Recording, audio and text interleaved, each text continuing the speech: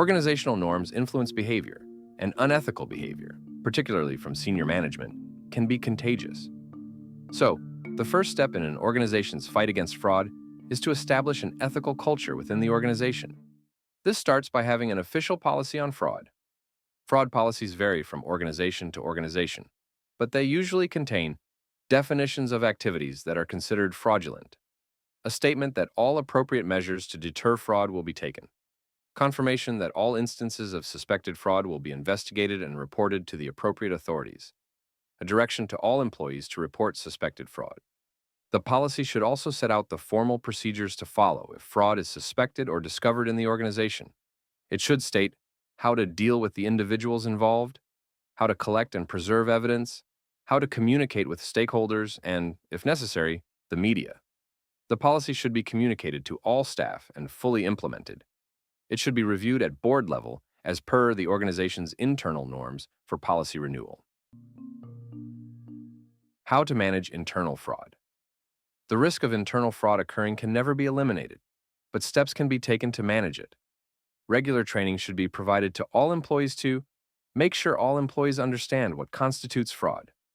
Make them aware of the costs of fraud to the organization, including loss of business, lost profits, reputational damage, potential job loss, and decreased morale. Make them aware of the personal consequences of committing or facilitating fraud, including the possibility of imprisonment. Establish a zero-tolerance policy to fraud, and to encourage a speak-up culture. Organizations should also take a proactive approach to detecting fraud that includes using continuous monitoring software to detect fraud, performing regularly scheduled audits along with surprise fraud audits, auditing accounts on a regular basis, and in line with accounting and auditing rules and standards. Another consideration is fraud risks, which are constantly changing. So it is vital that organizations implement an effective fraud risk management framework to identify and assess potential vulnerabilities, manage and mitigate identified risks, monitor and report regularly on fraud risks. Finally, by implementing some simple controls, organizations can significantly reduce the risk of internal fraud. For instance, having appropriate segregation of duties is important in banks and other financial institutions. Many high-profile rogue trading cases were facilitated by the lack of segregation between front office functions, think sales and trading, and back office functions.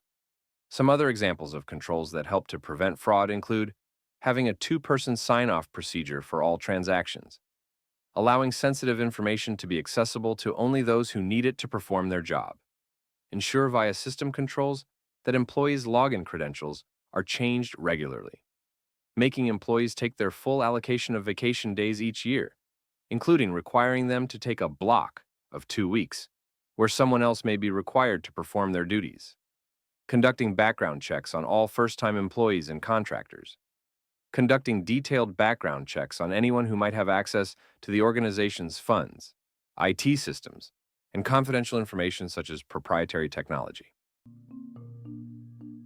Managing external fraud. There are a number of actions that organizations can take to protect themselves from common types of external fraud. Protect against phishing. All employees should scrutinize emails or websites that ask them to enter personal or company details. Most phishing messages have grammar, spelling, or punctuation errors, so check for these. If you doubt an email is legitimate, do not open any of its attachments or click any links it contains. You should also never give out personal or sensitive company information via email, messaging apps, or over the phone unless you are absolutely sure that the email or message is authentic or the line is secure.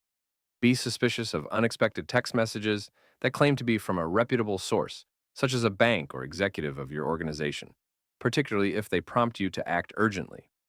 Be wary of calling any phone number or clicking any link that is embedded within a text message. Never reply to emails or text messages that request your login credentials. Protect against CEO fraud.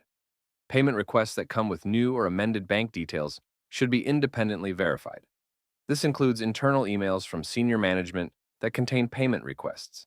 Do not be pressured to act on urgent payment requests, even if they appear to originate from someone in seniority. Organizations should consider removing information from their website or social media channels that could let fraudsters know which third parties they work with.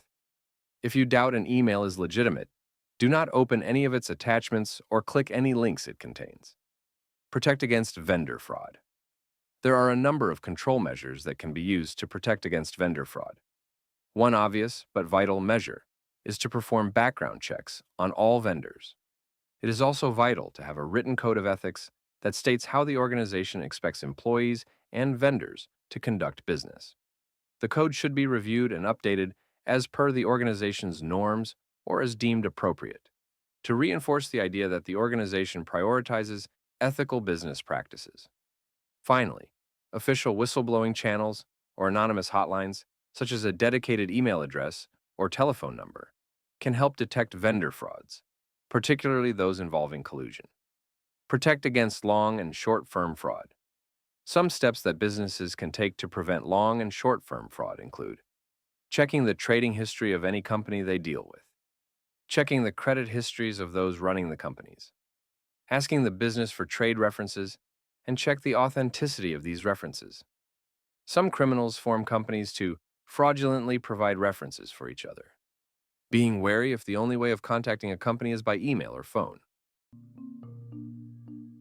Reporting suspicions. All organizations should encourage employees and third parties to report suspected fraud, whether through an official whistleblowing channel or anonymous hotline.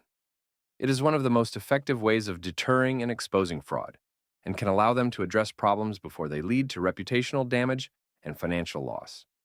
Organizations should have a policy that, firstly, outlines how an employee or third party can report suspected fraud anonymously and confidentially, and secondly, guarantees that anyone who does so will be protected from dismissal, detriment, and victimization.